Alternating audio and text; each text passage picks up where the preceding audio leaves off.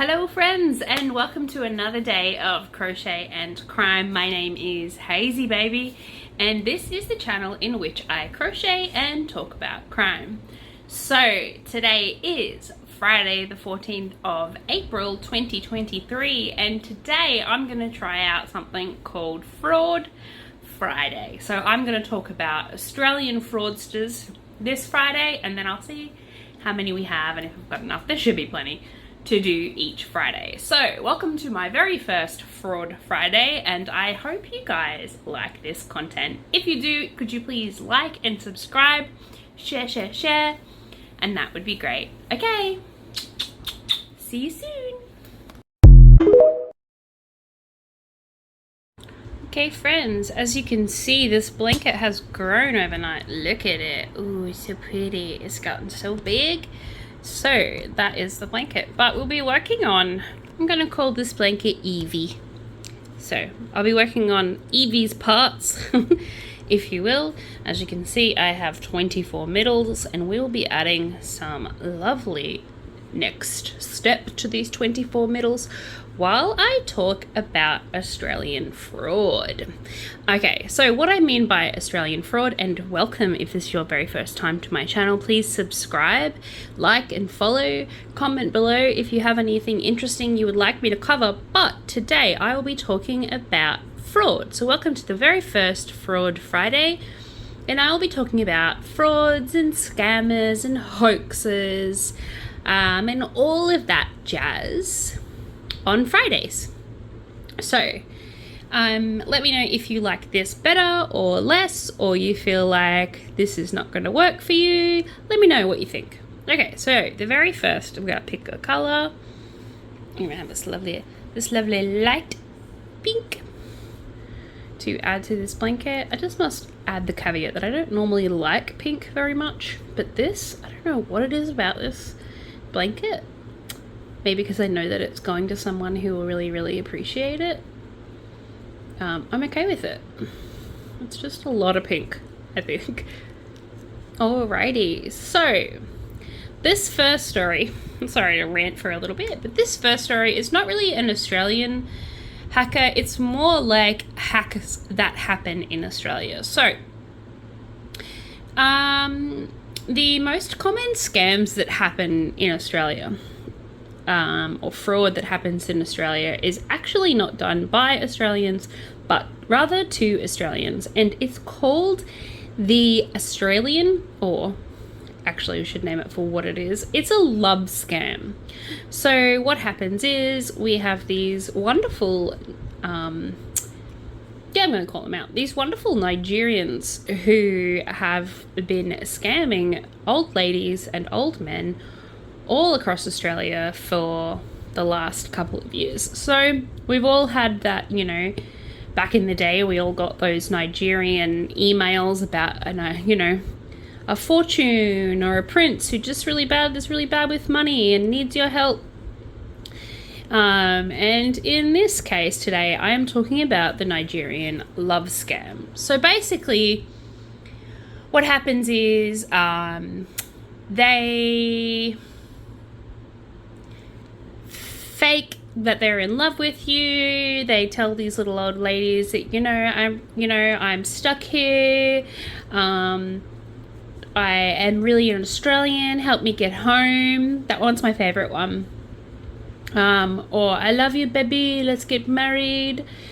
And really, all you have to do is go on TT for 10 minutes, and you'll see how many people want to be your lover. 1, 2, 3, 4, 5, 6, 7, 8, 9, 10, 11, 12. And by all means, don't call them out for it, because they'll lose their tiny minds. Because that's what happened to myself and my friend this morning when we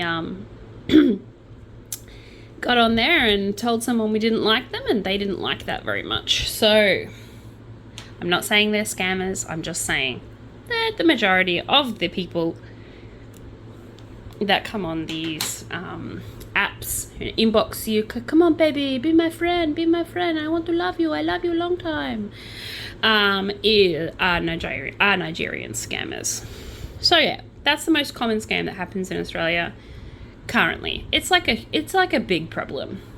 So that's what I'm going to start out with today. Just one of the most common scams that happens, just to get that out there and so that people are aware that scams still do happen, cons still happen, and frauds still happen.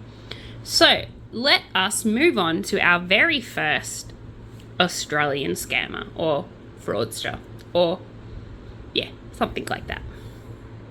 Alrighty, now you'd have to be like not on the planet Earth to not know about the Tinder swindler. So the Tinder swindler, you know, if you don't know about it, go on Netflix, have a wee gander, and have a look at the Tinder swindler. But he's not Australian, so I'm not going to focus on him today. In fact, I'm going to focus on the Australian version of the Tinder swindler. So if you're a young Australian lady and you're looking for love, it might be wise to look very closely at a man named Grant Greentree. So of course his name is Grant. Grant is someone you will never want to meet. He might seem like a smooth operator, but my lovely ladies, he's full of sheep. He's attentive and he's full of affection, apparently, according to the women that he has swindled. But do not be fooled, my friends. Okay, you don't want to be seduced by him. He boasts about his wealth and how wealthy he is, that he's a multi-millionaire, that he has properties, that he owns all over the world. He has garages full of Ferraris, right? Well, this is what he told a lovely lady named Kim. So Kim began looking for love using the dating app called Bumble. Now, if you're not aware of Bumble, it is an app that I had to look up what it was because I am not aware of Bumble because I am happily married. But apparently it's where the woman has the autonomy, so she can decide whether to talk to someone or not. So there's no like unsolicited pictures, if you will.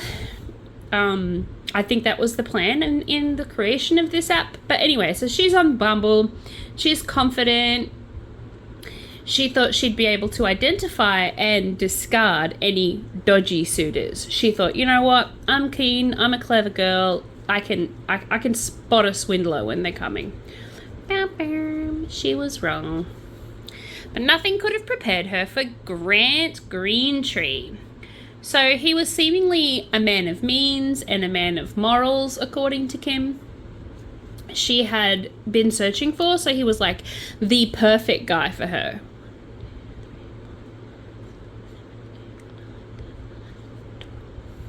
Right? Of course. So alarm bells should have been like ding, ding, dinging.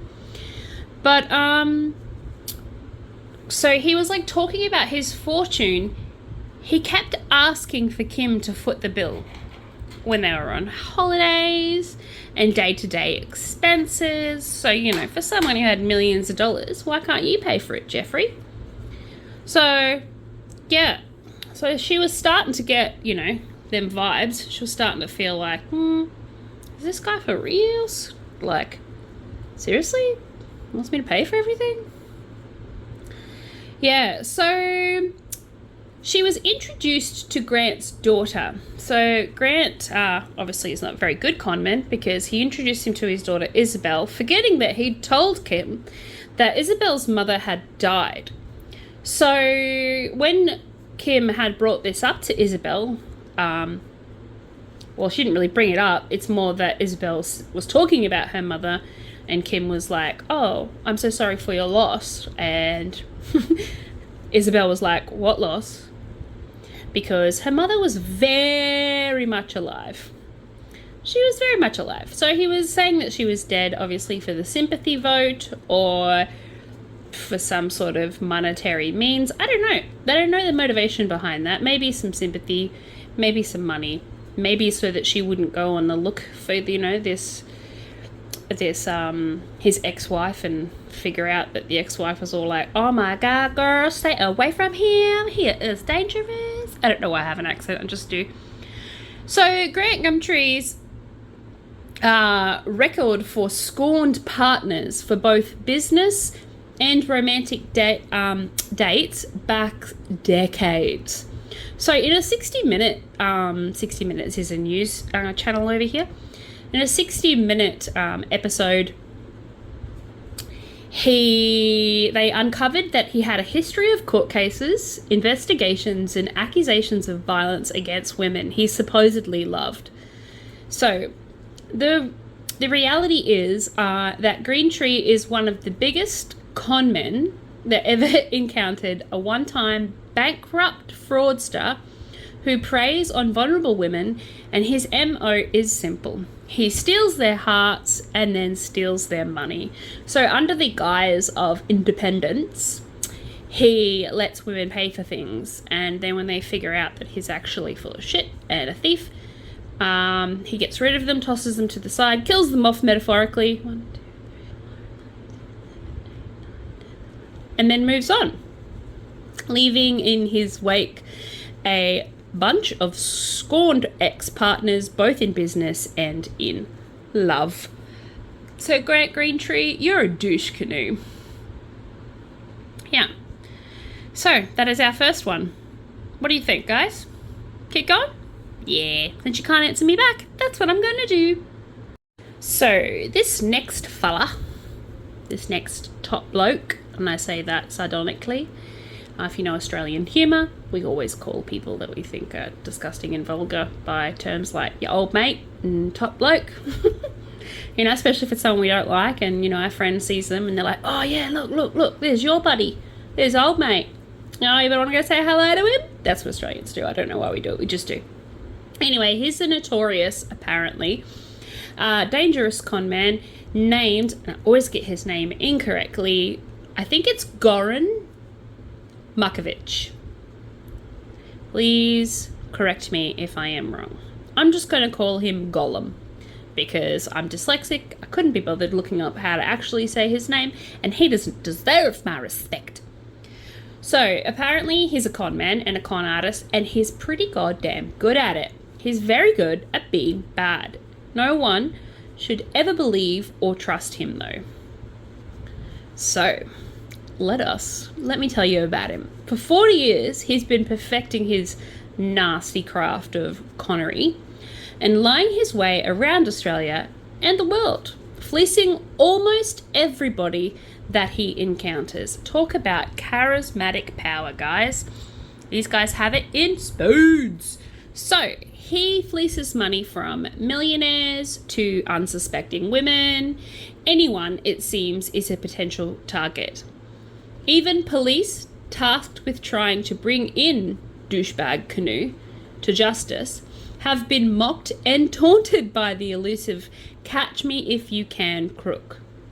So in 2018, in another special on 60 Minutes, the tables were turned as the con man got stung by two of his victims. So Goran, or Gollum is what I'm calling him, was finally caught on camera by two of the victims who, you know, he had fleeced, which is, I just think that's so great. It's so great that he got conned. So he's caught, guys. It's all good. Everything is fine. Let me know if you'd like to know a little bit more about him, but that's all I have today for him, and let's move on. Alrighty, so moving along to another one who was caught on camera, Peter Foster. Okay, so Peter Foster is Australia's most notorious con man. So it's a tip worth remembering. Under no circumstances should anyone stand between Peter Foster and his ill-gotten gains. So for 3 decades, Peter Foster has been scamming his way to millions and millions of other people's money. Now, if you've come on here to see how to do that, I'm not going to go into that detail. I just want to expose these con men for what they are. I think it's interesting. I think it's amazing that some people have the ability to have all this charismatic power, that they have the ability to con seemingly intelligent people, and these people are intelligent. and they get conned, and you just would think, oh, that would never happen to that person, but they do. Like, it happens all the time. And so I'm super interested in people who have the ability to lie and lie well. I mean, eventually they get caught, eventually they swindle the wrong person.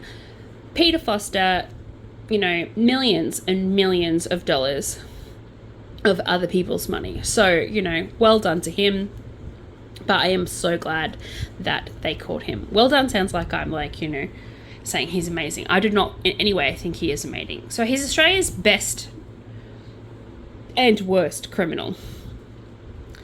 But we really didn't know the impact of his crimes because they're often diluted by the ridiculousness of the gullibility of his victims. So he pretty much picks on people who he knows are easy to scam, and people who are hard to believe.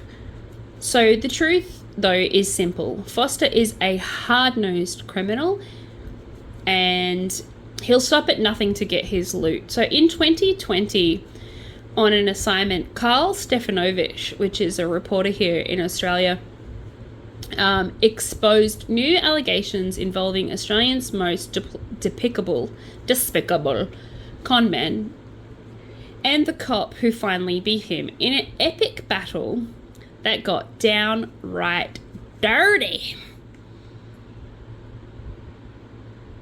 So, let me tell you a little bit more. Hold on. All right, let me just read you a list of things. So, he was born in 1962, and he started his Australian criminal career when he was imprisoned in Australia, but he's also been imprisoned in Britain and the United States, as well as Vanuatu, for a varied of offences related to weight loss stuff and other scams.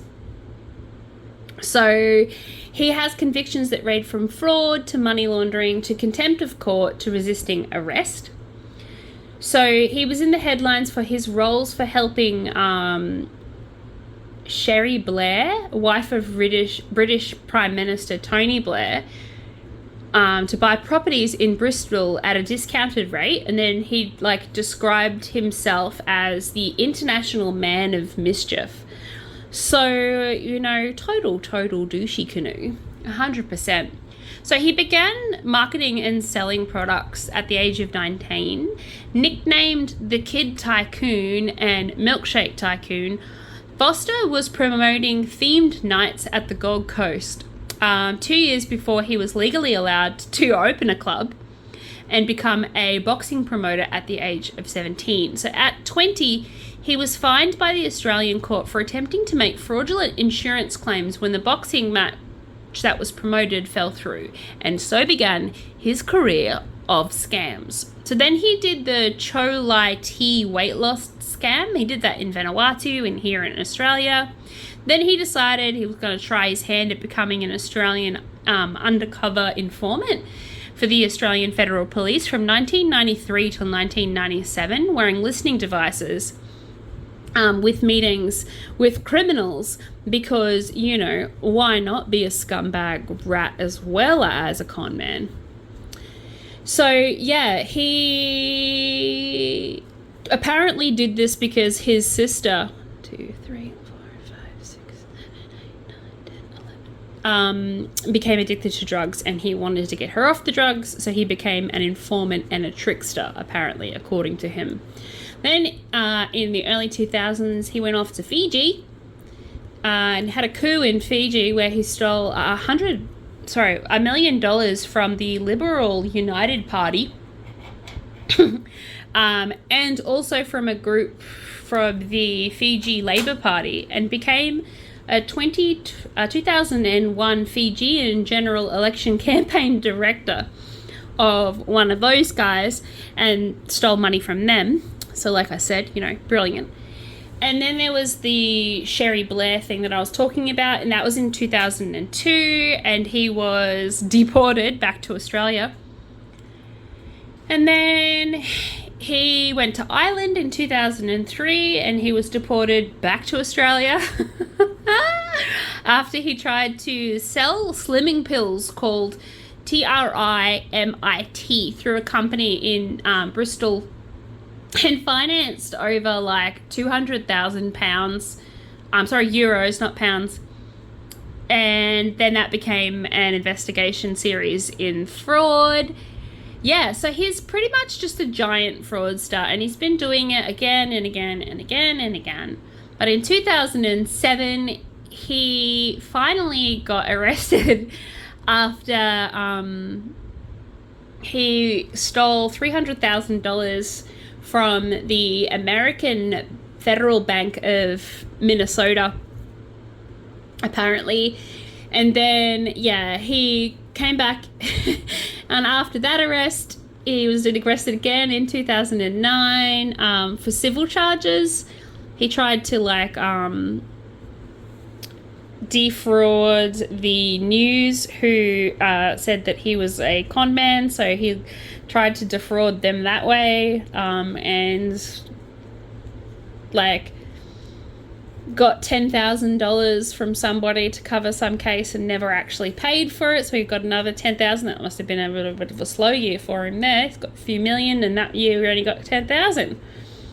And then in 2011 he was arrested again in Australia, again for selling slimming pills called Sensi Slim, and he was released on $125,000 bail. In 2012, some of the women that he was defrauded money from took him to court, but that fell through. Yeah, anyway, so it's just a long list until he was eventually ordered and testified in a murder case in 2018 against John Chardon, who was arrested for murdering his wife. So yeah, he filed for bankruptcy apparently the same year, and yeah, well done to him. So that is Peter Foster, and that is who he is, and that is what he's done. So let's move on, shall we? Okay, okie dokie artichokey. So this next one is about a lady named Belle Gibson. So Belle Gibson wrote a cookbook, and in the cookbook she claimed that she had cancer, horrible brain cancer that was incurable.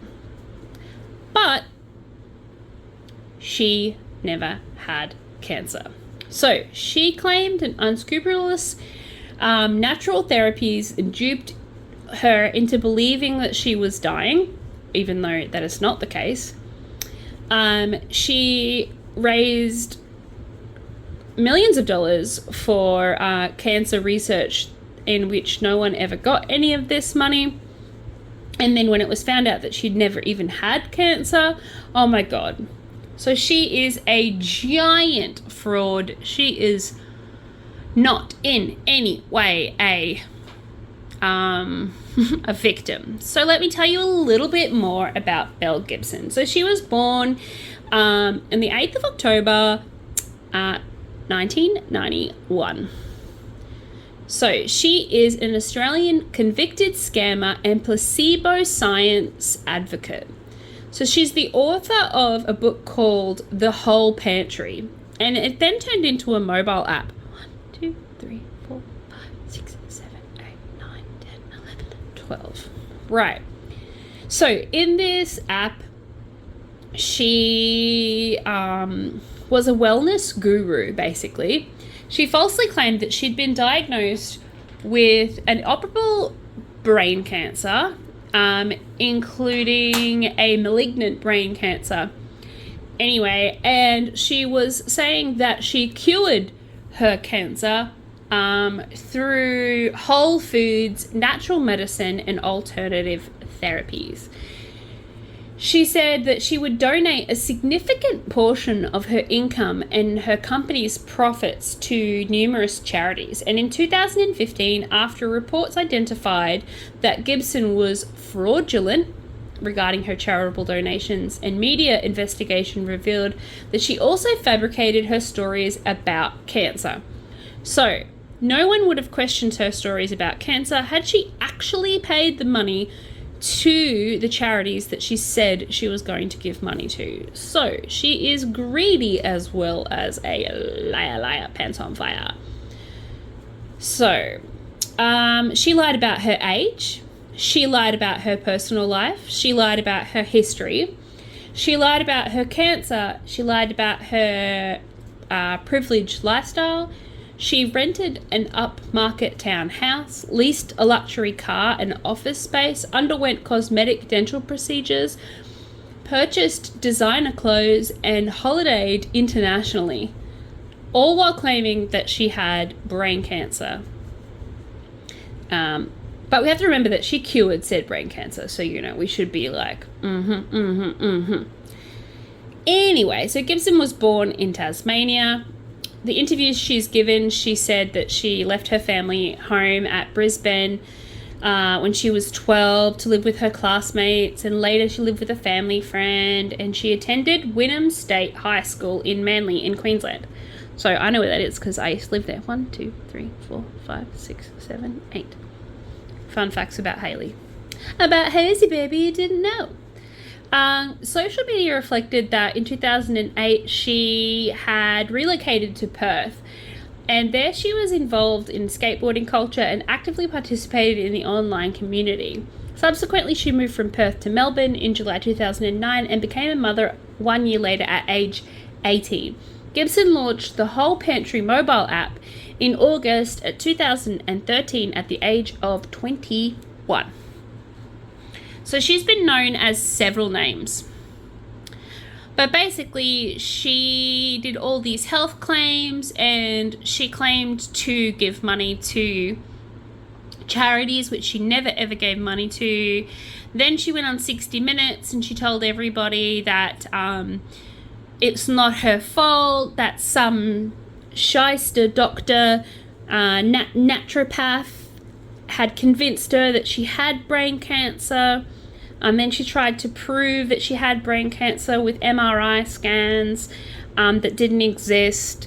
And it was a whole shebang. 1, 2, 3, 4, 5, 6, 7, 8, 9, 10, 11.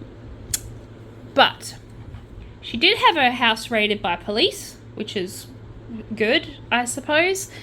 And they seized to recoup any unpaid fines because, yeah, look, while it's horrible what she did, 100%, and that she was a fraudster, and that there is people out there who have cancer that are struggling. And, hope is the worst thing to have, especially when it's not, there's no actual oomph behind it. So legal action took that Consumer Affairs Victoria brought legal action against Gibson for allegedly breaking Australian consumer law. Regulators said that it had been conducted in-depth investigation of Gilbert's activities and applied to the Australian Federal Court to leave a pursuit of legal action. So they sued the book company and they sued the app. She was fined $410,000 for making false claims about her donations to charity. And as of April 19th, she's not yet paid the fine. So that's why they went into her house in 2020 and seized property and items to try and recoup some of that money. But the sad part is that while they can recoup some of that money, they can't help the people who completely changed their diets and completely changed their ways of living, thinking that would cure them from their inoperable brain cancers. And the amount of people who took their children off chemo drugs because they thought that, this diet was the way to go, and just the untold toll of the amount of people who followed her with blind faith, is just ridiculous. And that's the thing where it's like, oh, she didn't hurt anyone. No, she did. She really did. And her lies caused a lot of pain, a lot of anger, and probably a lot of harm, some untold harm that we don't know about. So yeah, that's I don't like her, and we're just gonna move on. Alrighty, so this one goes a little bit further back, and it goes back to, where have we got? 2000. Let me see. Sorry, 1999 through till 2002. This one is a nice short and sweet one. Well, it's actually not sweet, I suppose. It's fraud, so it's not sweet at all.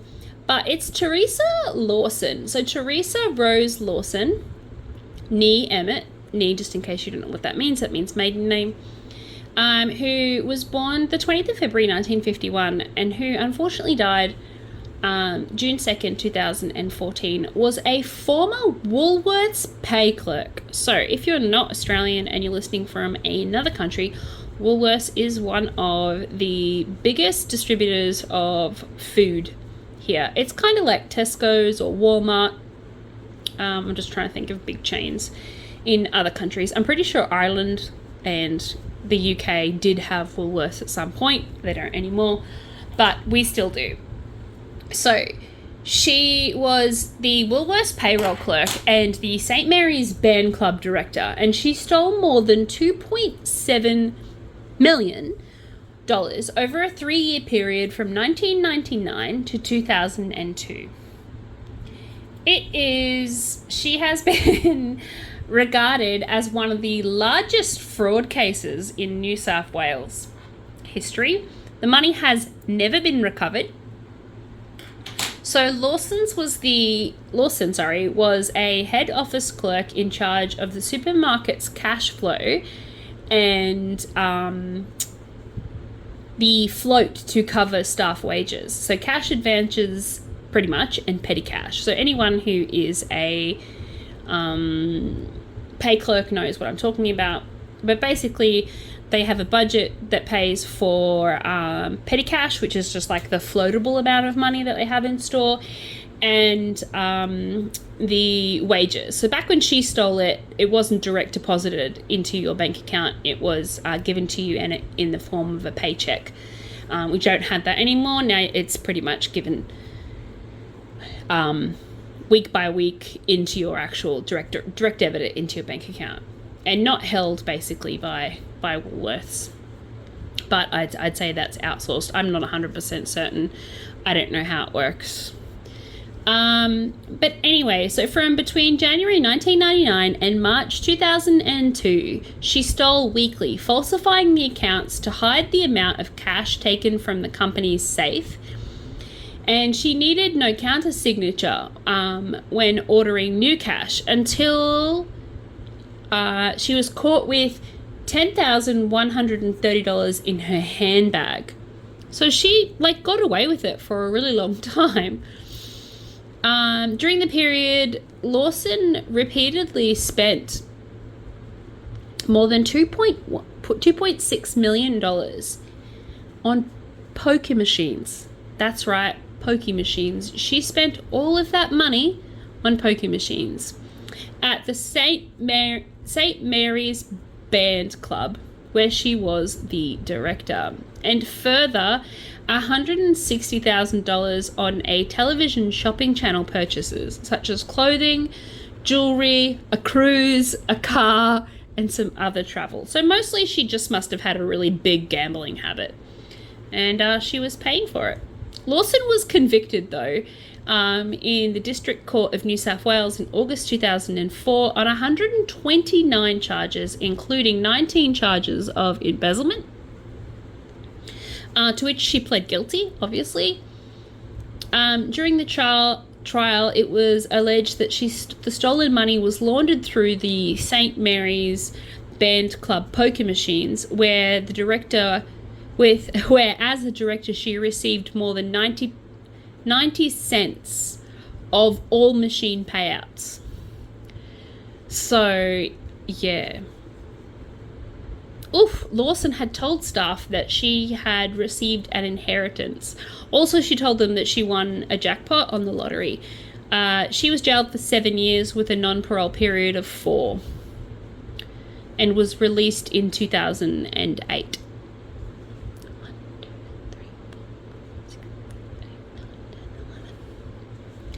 So yeah, I mean, I kind of want to say well done.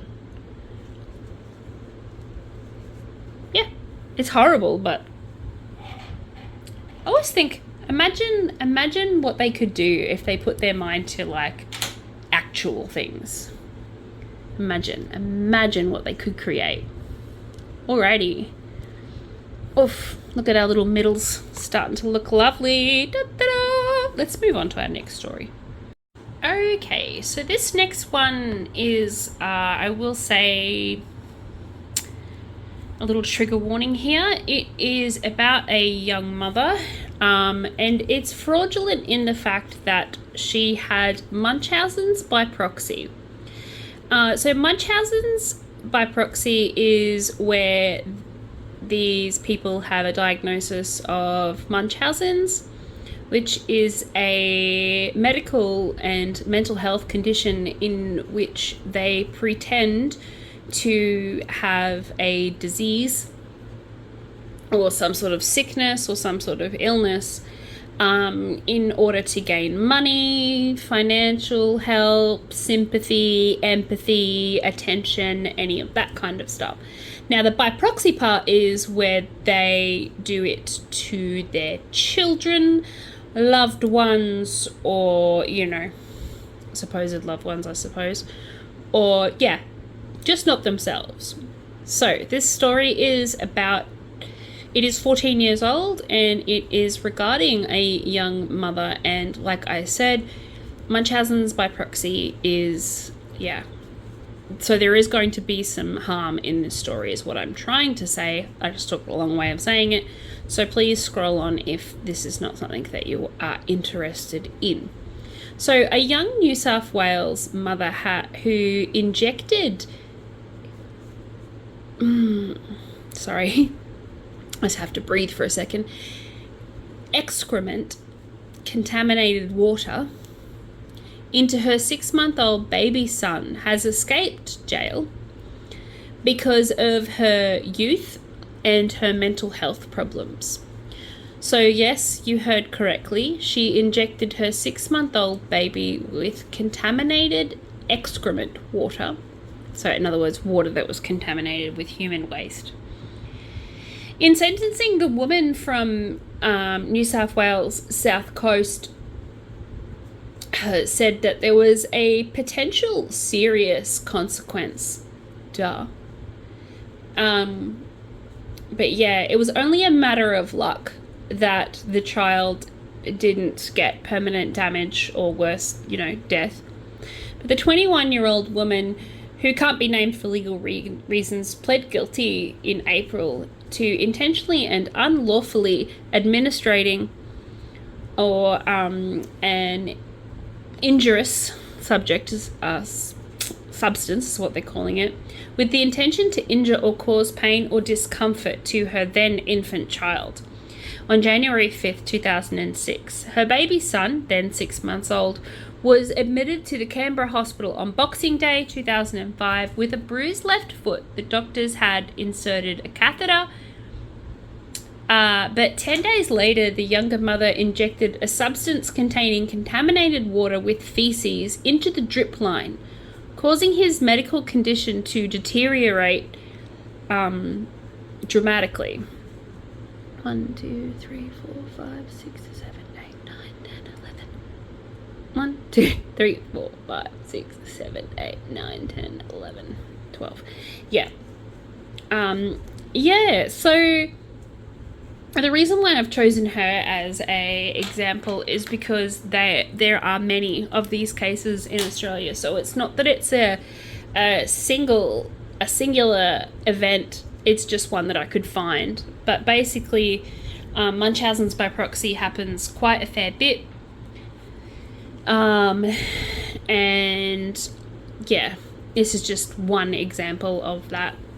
So she told the court that she acted under the strong compulsion of her disease to inject her son with this feces water, let's just call it that.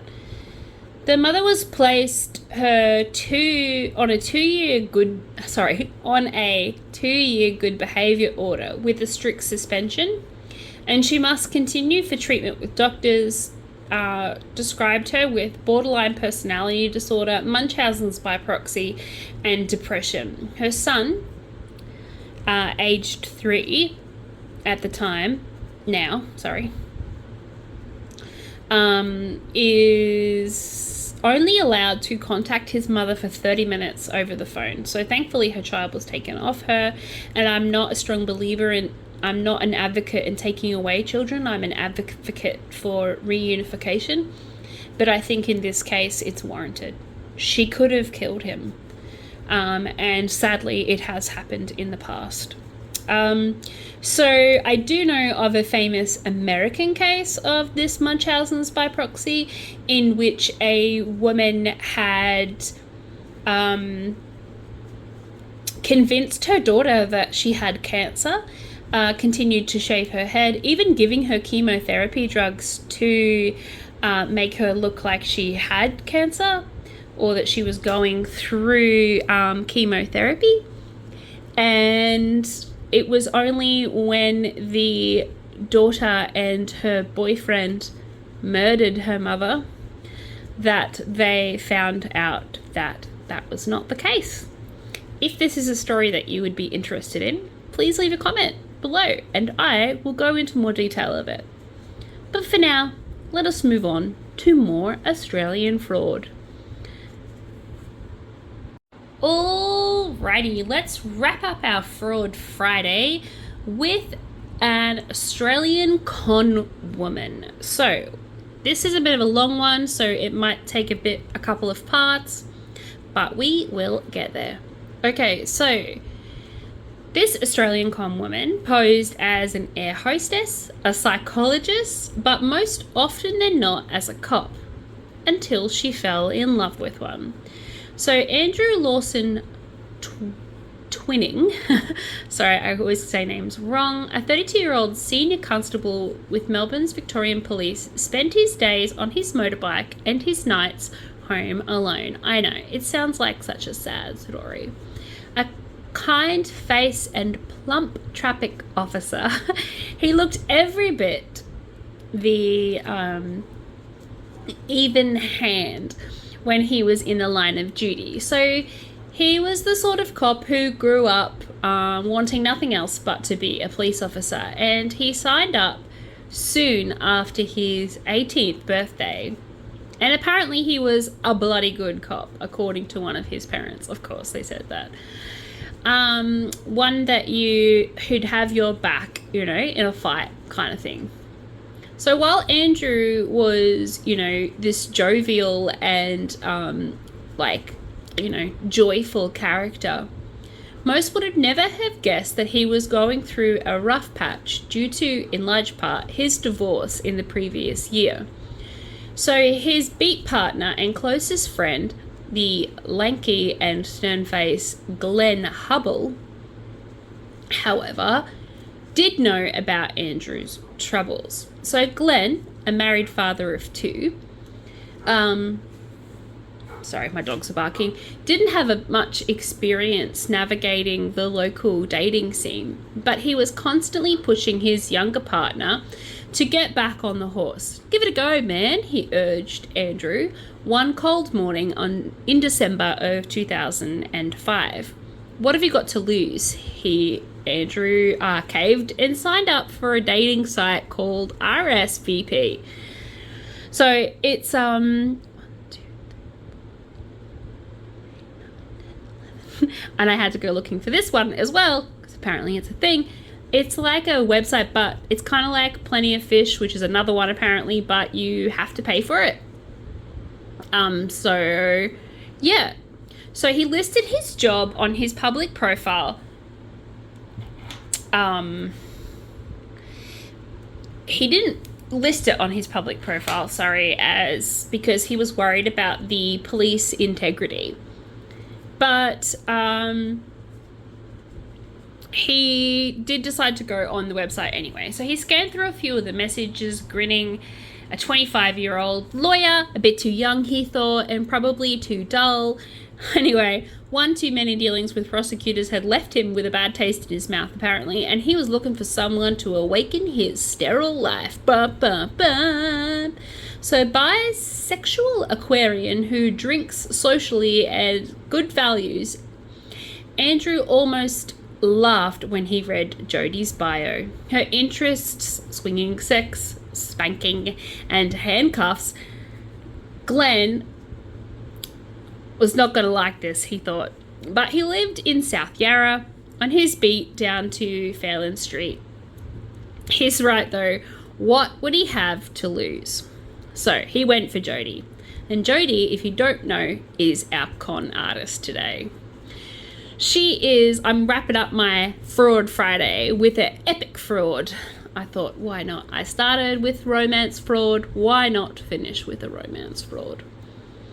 All right, so on Sunday evening in 2006, Andrew prepped himself for their date at the nearby wine bar. So he bought himself like some new cologne and, you know, did his hair up all fancy so he looked professional, you know, date stuff. So he was like,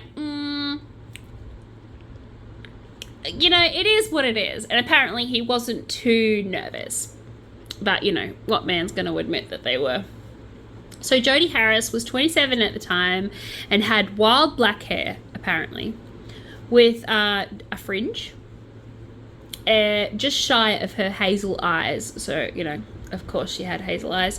She wore a sequined dress and a 4-carat solitaire diamond on her hand and a princess cut pink ring on her right. So she was apparently an imposing figure.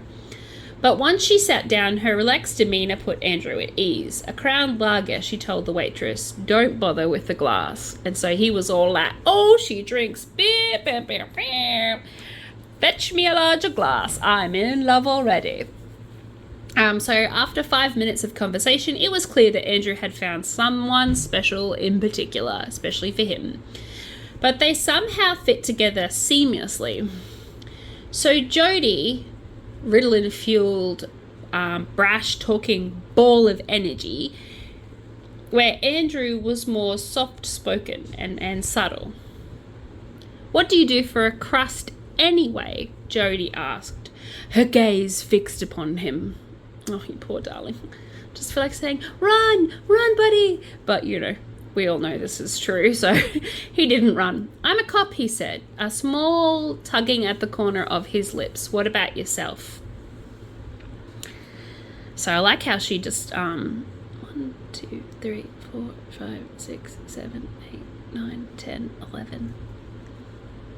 I like how she gauged what he did for a living first before deciding to lie about what it was that she does.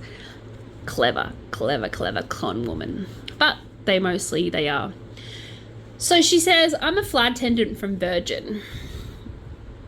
Pretty much all domestic routes. Brisbane, Melbourne, Sydney. I do the odd run to Adelaide, but not too often, thank God. She laughed. Later that night, when the two stumbled through the front door of her apartment, he saw the red uniform scattered across the sofa with the luggage tags and a name badge on the nightstand that said Jodie. So, yeah, he was just like, okay. She said that she was a flight attendant. Her clothes were everywhere. You know, he's a police officer. Of course, he's going to put 2 and 2 together. He's going to, you know, it can't help that. You're always sort of like looking for proof. So yeah, I could see how he was easily convinced. Anyway, so the next day, old Bud, his partner Glenn, who convinced him to go on this date-a-rooney, was like, noticed how Andrew was somehow full of energy today when he wasn't normally full of energy. So he says to him, "Did you have a good night last night?" Both were pretty upfront partners, and they weren't about like, lying to each other. So he said, "Oh, yeah, I really liked her, and I've already sent her a text." So he sent her a text that said, I had a great time last night, XX. When are we meeting again? Oh, boys got game. Boys got game, ladies and gentlemen. Before he even had a chance to tuck his phone away, it buzzed. Me too, kissy face emoji. How does Thursday sound? Okay, I don't know why she sounds like a drag queen, but she does, okay? It's in my head, therefore it happened. All right? After the two met again, they were inseparable.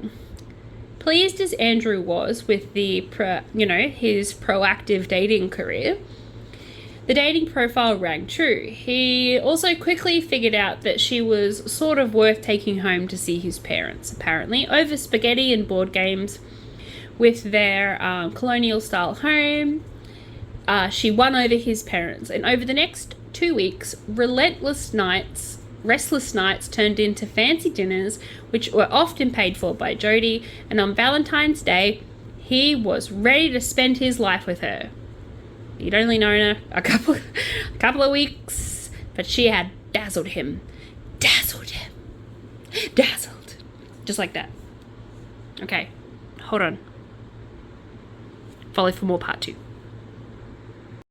Alrighty, so part 2. I'm sorry if that transition was a bit clunky on YouTube, but I write this for TikTok as well, so I have to break them down into little 10-minute bits. So I apologize in advance for that. Anyway, moving on. $40, he exclaimed after finding a receipt and bursting out laughing. Jody cross-legged her legs on the hotel bed and looked sheepish, apparently. She said, "That's right, you idiot. Are you complaining?" And she snatched the receipt out of his hands. $40 just for condoms.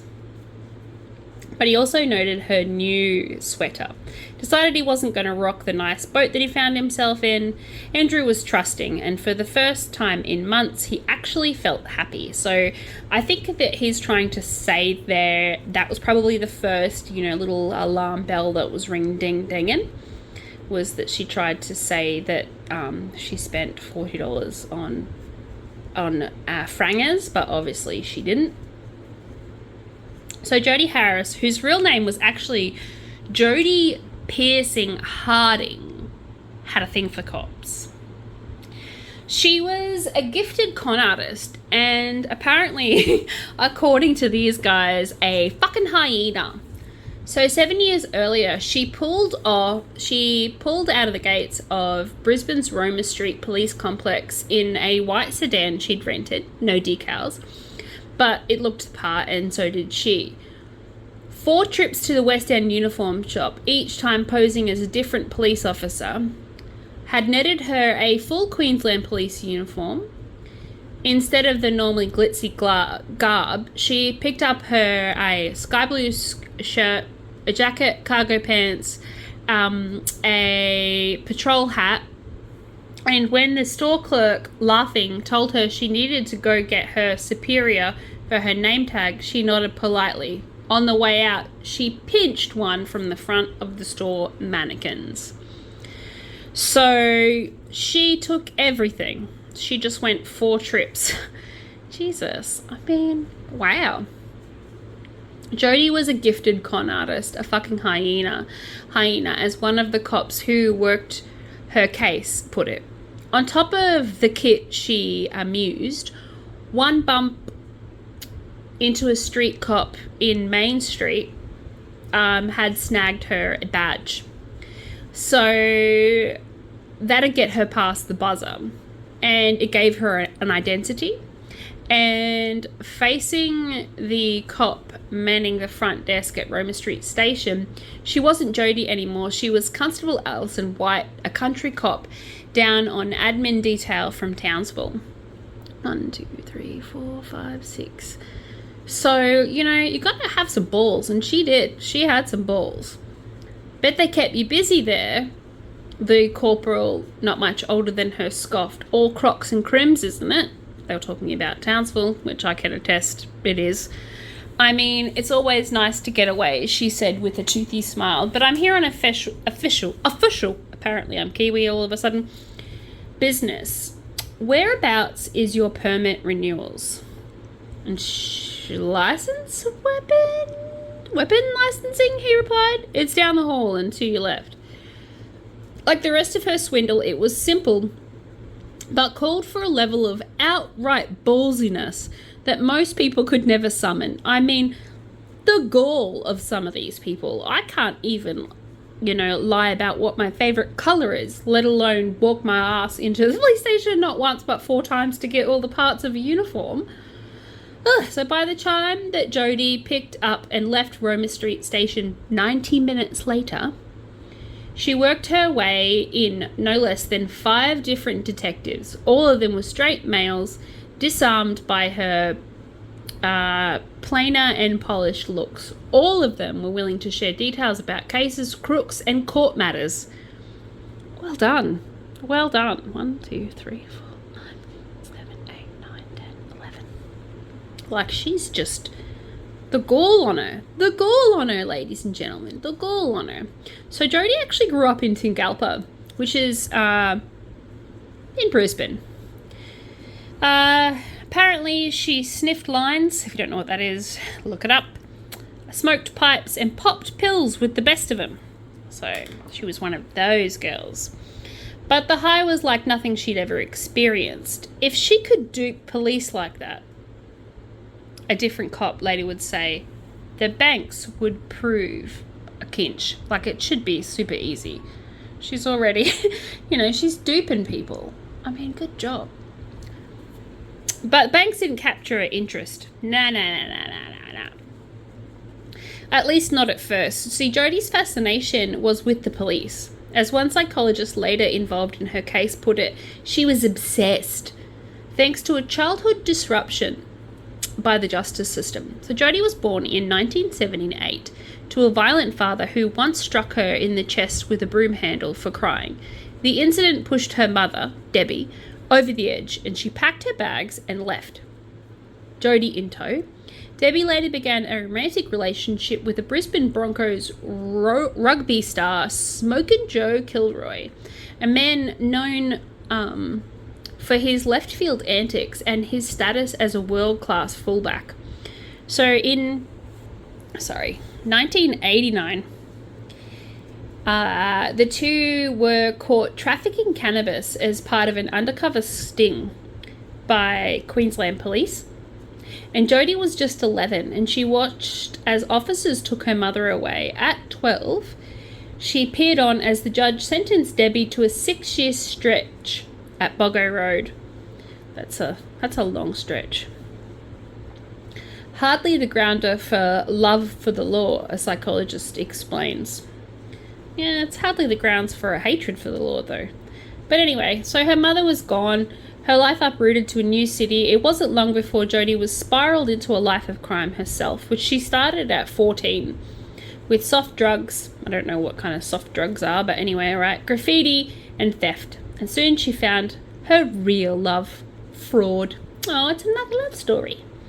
She was dialing teachers and other authority figures her whole life. She was trying to swindle them, going so far as to impersonate a police by phone, hauled before judges for dishonesty several times, and she was often unrepentant. 6, 7, 8, 9, 10, 11. Oof. 12. And this is why it's important to count. 1, 2, 3, 4, 5, 6, 7, 8, 9, 10, 11. Okay, where was I?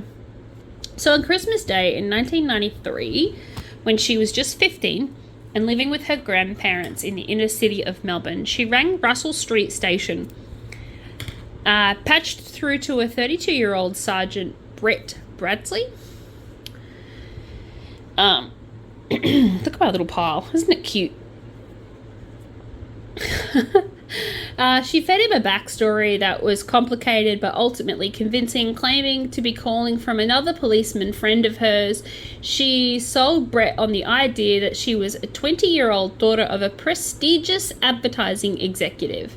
She asked him for a drink and, sealing the deal with a photo of herself in black lacy bra, began her first fling with a man in a uniform. She was impeccably dressed and well-spoken, and she seemed very mature. She's just Mind you guys, you have to remember she's just 15 at this point. At this point, she's just 15 years old, and she has conned this 32-year-old sergeant into believing that she's 20. I mean, damn, girl, you did so good.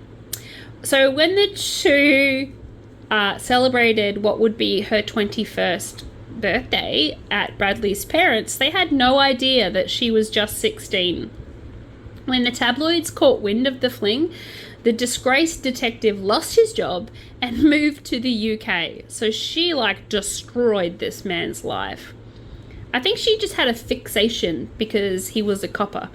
That's what he told the Morning Sun. So interesting. All right. Part 3 to come. And he was right. She totally had a fixation on police officers.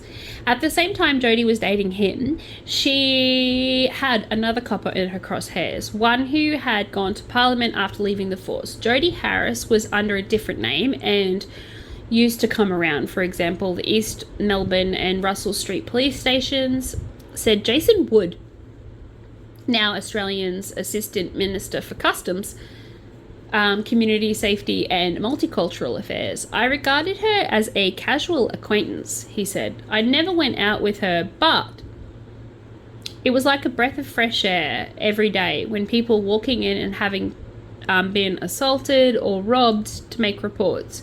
She was infatuated with every police member. Jodie was brimming with confidence and hungry for a sense of control over her spattering life, and she seemed to have a vendetta against anyone in the justice system. So far away in Brisbane, Jodie's mother was charting a very different path. After witnessing the murder of a friend in a overcrowded jail, she committed to turning her life around and did so in a dramatic fashion.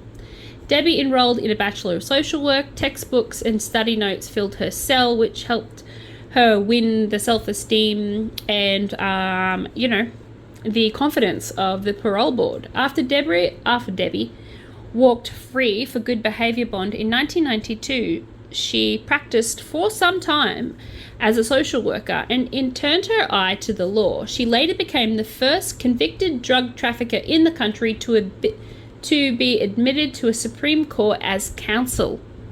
How awesome is that her mother was able to turn her life around? I think that is great. 1, 2, 3, 4, 5, 6, 7, 8, 9, 10, 11. Sorry, 1, 2, 3, 4, 5, 6, 7, 8, 9, 10, 11. 12. Okay. So at 19, a judge dismissed Jodie for, theft, because of course, why not? And 8 months later, after the Roma Street thing, she found herself in the district court facing down 22 charges of fraud and theft. Grinning ear to ear, she asked for a further 141 accusations to be taken into account. So she pretty much wanted to get caught at this point. Anyway, she said, Anyway, so whatever the trigger was, she pulled the uniform out in 2006 on Melbourne's Eastern Freeway. The 27-year-old pulled behind a Lexus and began flashing her headlights. Soon, she pulled alongside and pointing to the crumpled up uniform on her dash, indicated to the driver that he should pull over. That she should pull over. And Alicia, an underslept, over-caffeinated barista, 6 years her junior, complied. Jodie, now supposedly a South Yarra rape detective, demanded to see her license. I clocked you running that red light back there, she snapped, scanning over her cards as she spoke. You just got to be more careful. Before the girl had a chance to protest, Jodie faked an incoming call. Got to get out of here before I change my mind, she told the girl. It wasn't until she got home that she realized the detective still had her license. The next day, she saw that roughly $3,000 had been withdrawn from her savings account. So apparently enough for a new sweater, a Gucci bag, and apparently $40 worth of condoms, which we all know who she bought them for. So in March, Andrew dropped his new girlfriend at the airport because he thought that she was going to go to work. She was in her Virgin uniform and he assumed that she was 100% going to work, but she wasn't going to work. They kissed goodbye, and he got her freshly cut keys for his place. Jody told him she'd drop round once she was back. That was only 7 weeks into their relationship. But things were going well, and Jody had asked him about his charmed childhood, a topic he thought was boring, and at the same time she spoke openly about her, checkered past. More than open-minded, he found her honesty endearing. Well, what he thought was her honesty. But girl, he lied to you. So once Andrew peeled off and faded into the airport, Jody wasted little time swapping the dress out of a pinstripe pantsuit. Instead of the Virgin Blue flight, she boarded a Qantas plane bound for Brisbane and sat in business class. The woman who landed next to the seat in C3 was Lee Jury, an off-duty flight attendant. From the moment I sat beside her, I had this really bad vibe, she later recounted. She watching everything I did and made me feel quite uncomfortable. Even perched at the plane's front, Jody still didn't fit the archetype of jet-setting con artist. A beer in one hand and a Sopranos playing on her laptop. Her demeanour wasn't anything but slick. Even less so when she barked at the woman serving her. You're all out of Crown. Maybe you can get something from economy. Jesus. And the woman said back, I don't think economy has anything for you. So she sounds like a twat muffin as well. 1, 2, 3, 4, 5, 6, 7, 8, 9, 10. Yeah. So basically, this woman cons everybody. That's the basic gist that I'm getting down to here. She just swindles everyone. And if it's a police officer, even better. Like I said, I don't know why she does it. I don't think anyone knows why she does it. She just does, okay? Okay. So. Oof. I've obviously run out of that colour. No. How many did I have left? 1, 2, 3, 4, 5, 6, 7.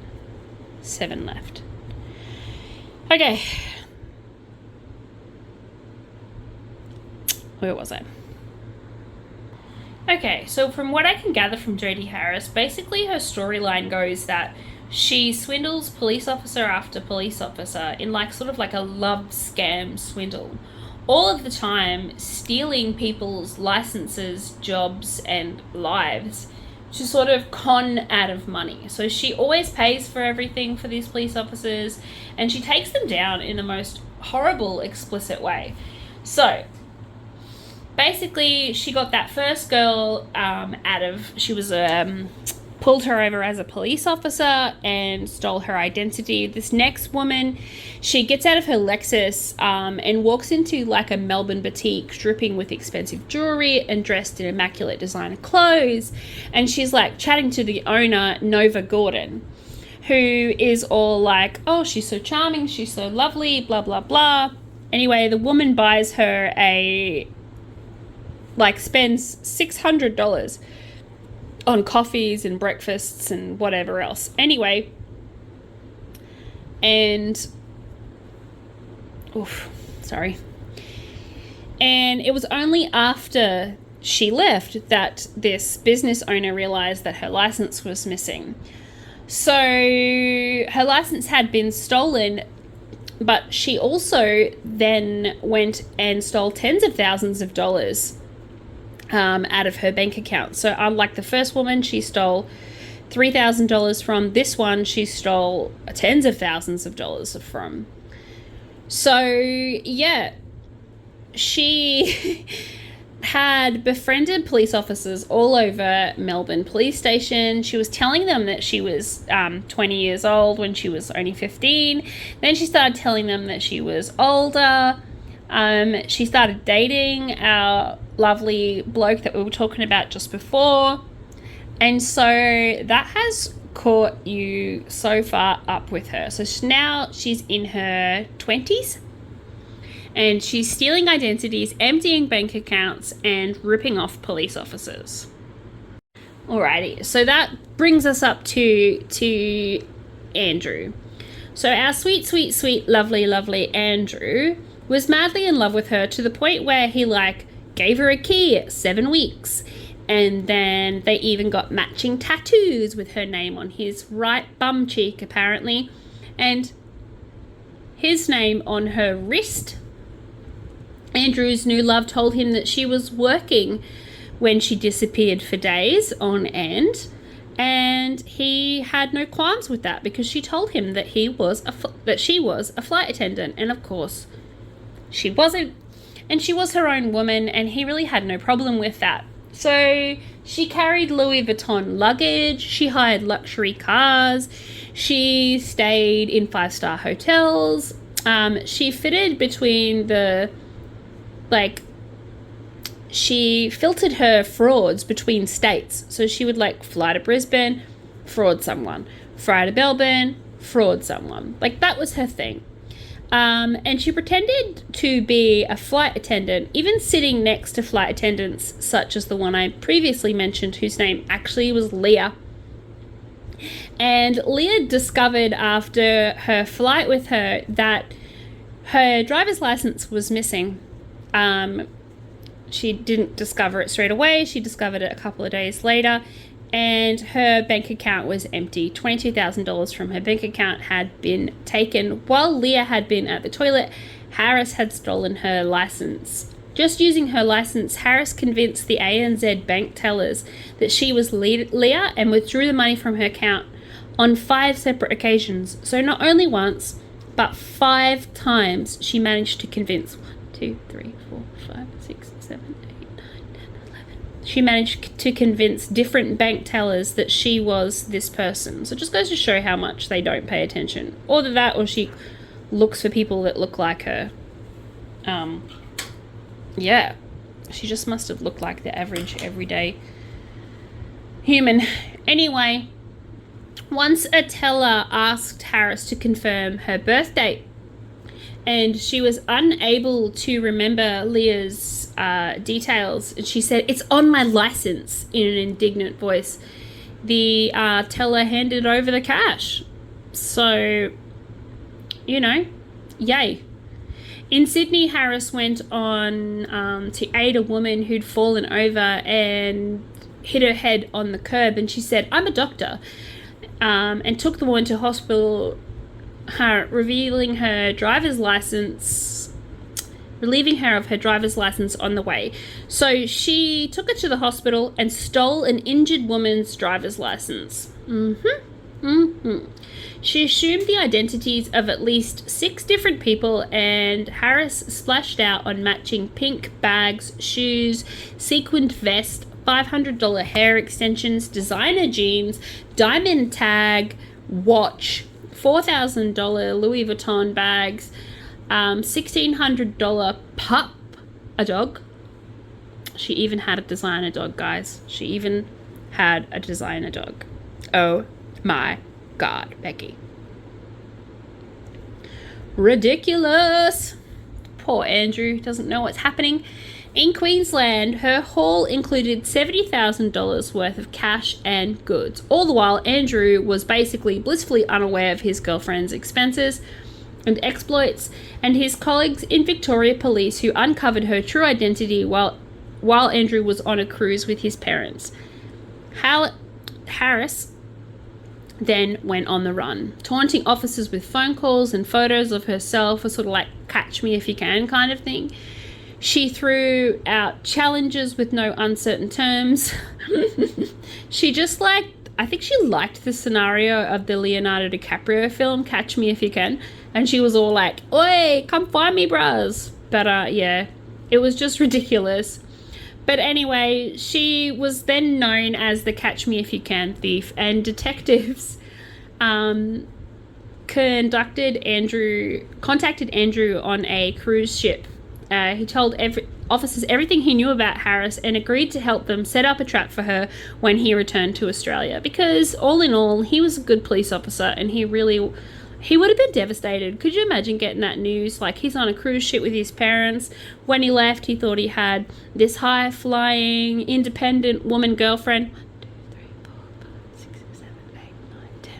You know, he just finished a really bad marriage, so like, he thought he struck gold. Nah, bruz, you didn't strike gold. You know, it's just poo covered in glitter. It's poo covered in glitter, dude. That's what you're dating. And now you have her tattooed on your butt forever.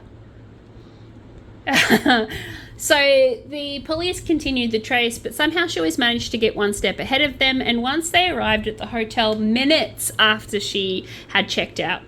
So, you know, they were like, we're never going to catch this woman. Anyway, when Andrew returned home, he called Harris and asked her to meet him, and she got in his car at Sydney, and officers swooped because she had that kind of hubris, guys. She had that kind of hubris. Anyway, so she finally faced court in the central local court and admitted to numerous identity theft and fraud charges. She'd stolen a total of $175,000 from 33 victims in New South Wales alone. So she was sentenced to 4 years. That's it. Just 4 years, with a non-parole period of 3.5. After that, she would then face Victorian court, where she was jailed for 5 years and 9 months, effectively adding 9 months to the New South Wales sentence. And they decided to give her time already served, and she was paroled within 2 years. So, turns out, pays to be a con artist. I mean, she only spent, 5 years in prison in total. Woohoo. So she's a thief, and that's it. It's that simple. She's a thief, and she's admitted to 116 fraud and fraudulent theft charges. She's been given a suspended sentence of 12 months for the Queensland ones that she did. And the court heard that Harris was living with her mum and working as a cleaner at a motorhome hire company. Hopefully her mum will get her back on track.